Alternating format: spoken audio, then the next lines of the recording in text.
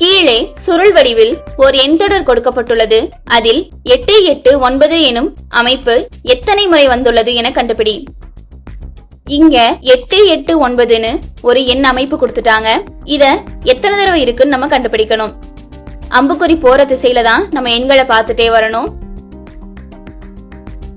பாருங்க,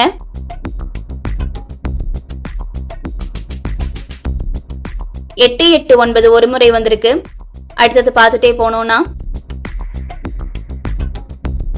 ரெண்டாவது முறையும் வந்திருக்கு.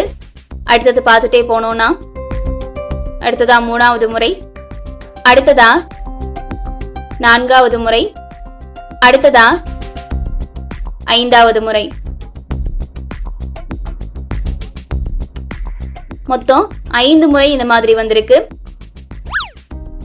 அப்ப ஆப்ஷன் சி 5 தான் சரியான விடை. டிக் பண்ணிக்கோங்க.